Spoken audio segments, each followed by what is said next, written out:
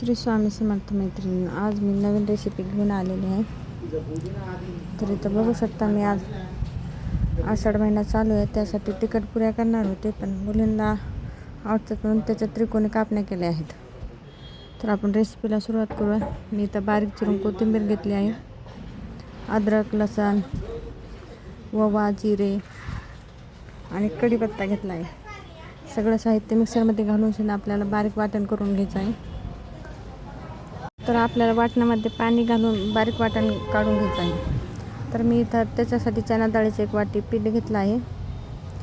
गव्हाचं पीठ 3 वाट्या घ्यायचं आहे. एकाच वाटीनं आपल्याला माप ठेवायचं आहे. आणि ज्वारीचं पीठ 2 वाट्या घ्यायचं आहे.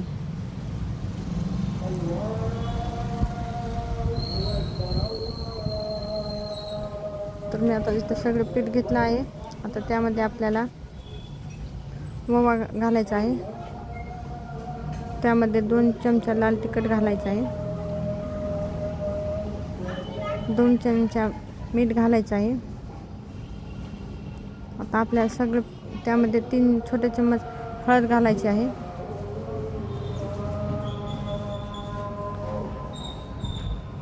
आता आपल्याला सगळं पीठ मिक्स करून घ्यायचं आहे वाटण घालून त्यामध्ये. तर इथून मी वाटण घालत आहे आणि सगळं पीठ मिक्स करून घ्यायचं आहे आणि पीठ घट्टसर मळून घ्यायचं आहे. तर मी गॅसवर तेल ठेवलेलं आहे. आता तेल गरम झालेलं आहे, तर मी त्याची एक पोळी लाटून त्याच्यात त्रिकोणी कापण्या काढल्या आहेत. तर आता मी कढईमध्ये टाकत आहे. तर मिडियम गॅसवरच आपल्याला पूर्ण तळून घ्यायचं आहे,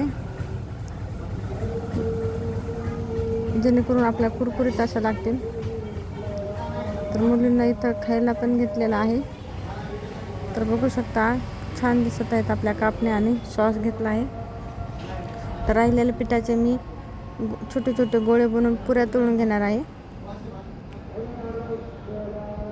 तर सगळे मी गोळे बनवून घेतले आहे आणि पाटाला आपल्याला तेल लावून छोटे छोटे पुऱ्या लाटून घ्यायचं आहे. तर आता तेल गरम झालेलं आहे, तर त्यामध्ये आपल्याला पुरे घालून घ्यायचे आहे. तर आषाढ महिन्यासाठी प्रत्येकजणच काही ना काही करीत असतं. तिखट धपाटे, तिखट कोंडोळे, कोणी गोड गव्हाच्या पिठाचे गुलगुले, तर कोणी गव्हाच्या पिठाच्या कापण्या, बाजरीच्या कापण्या. तर मी इथं वळीव लाडू केलेले आहेत आणि तिखट पुऱ्या केलेल्या आहेत. तर राहिलेले आपल्याला पूर्ण असे तळून घ्यायचे आहेत आणि मिडियम गॅसवरच तळून घ्यायचे आहेत. तर व्हिडिओ आवडल्यास लाईक करा, शेअर करा आणि सबस्क्राईब करायला विसरू नका, जेणेकरून असेच नवनवीन व्हिडिओ तुमच्यापर्यंत पोहोचतील. धन्यवाद.